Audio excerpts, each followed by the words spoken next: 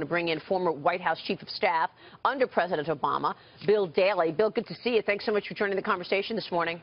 Thanks, Maria. Thanks for having me. What's your take on the fact that on a night that is such an important speech for President Obama, you had the Iranians capture these 10 sailors? And, I mean, was that taunting the president? Is that taunting America? And also what's your take on the fact that the president didn't even mention it when, in fact, these sailors were behind bars in Iran? Right. My guess is when the facts come out, there was some sort of, at least there was speculation, there was a mechanical problem with their boats. Obviously, the president was very confident, as Secretary of State Kerry had said before the State of the Union, that they had been assured by the Iranian government they were going to be released, and they were.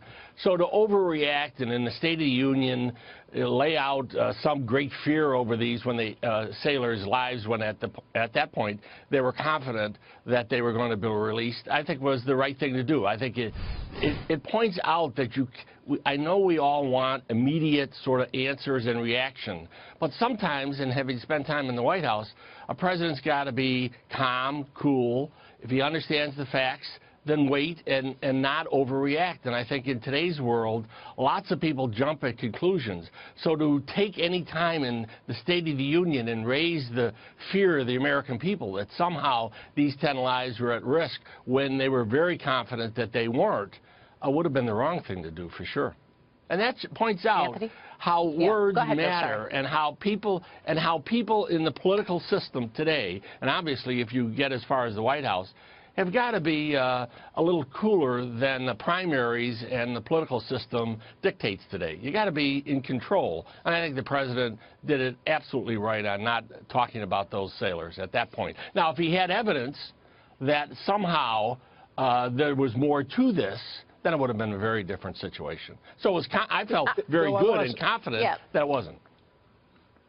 I want to switch topics for a second. Why do you think the president went to the Donald Trump situation and started to dig at him a little bit? Didn't mention his name, but it was certainly a dig at him. Right. Why do you think they put that in his speech? Or why did he want it in his speech?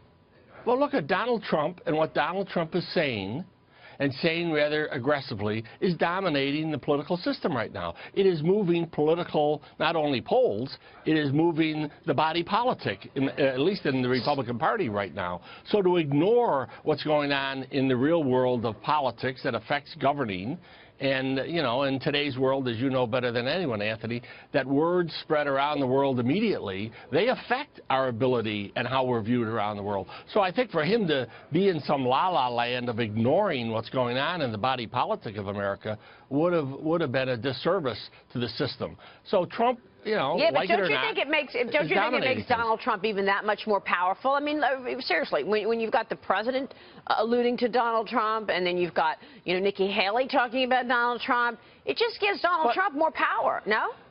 But ignoring him right now would be ridiculous, because he is driving. He's the front runner, at least in most of the polls nationally, for the one party other than the Democrat that's going to nominate someone that more likely than not will be one of the two finalists in the presidential election in less than a year. So I think, look, like it or not, as I say, that he's dominating the system right now. Yeah, for sure. He says something, and the media talks about Bill, it. do you like it? Do you like that he's dominating the system? No, I don't. To be honest with you, I think it's a sad commentary on where we're going. I'm a Democrat, so I'm not going to comment on your party as you have commented on your article today about its prospects. But I think the anger, the one thing that I think really, and I know how divided we all are, obviously, but I think the president tried to put an optimistic face on things and a positive spin. You know, everybody quotes Ronald Reagan, talks about Ronald Reagan. He was always upbeat. He was always positive. Forget what was going on in the world at the time. Forget the fact that we had terrible deficits at the time. Russia was a real power at the time, not just militarily, but globally. But yet Ronald Reagan had the ability to be very positive. The president, I like the fact that he said, you know, and in primaries, again, I get it. I understand you've got to go to a base and you've got to try to find a few voters, not a lot of voters like you do in a general election. But our economy is strong. We know this. Look at the rest of the world. Could it be better? Absolutely. Are we all trying to make it better? Yes. Are we under threat by terrorism? Yes, we are. But we are still the country that has more resources and the ability to stand up to that. And I think the fact that we've not had a major terrorist action in this country. Yes, we've had terrorist actions, but nothing organized like we've seen directed in Paris or other parts of the world. And that's a testament to our intelligence, our military, our police agencies.